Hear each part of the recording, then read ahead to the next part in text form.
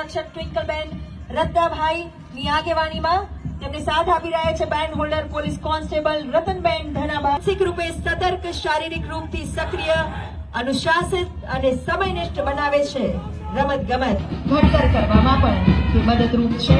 City police sports મીટની કુલ 14 દિવસની યાદગાર સફર આજે પૂર્ણ થવા જઈ રહી છે। ત્યારે ઉલ્લેખનીય છે કે 1000થી પણ વધુ પોલીસ જવાનો, લોકરક્ષકથી લઈ પોલીસ કમિશનર સુધી કુલ 29 જેટલી ઇન્ડોર તેમજ આઉટડોર રમતો કે જેમાં એથ્લેટિક્સ સિવાયની 12 જૂથ અને વ્યક્તિગત રમતો અને 17 એથ્લેટિક્સની જુદી જુદી રમતો આ સ્પોર્ટ્સ મીટમાં યોજાયેલ। તેઓ સન્માનિત થઈ રહ્યા છે। ખૂબ ખૂબ તાળીઓથી આપણે વધાવીએ।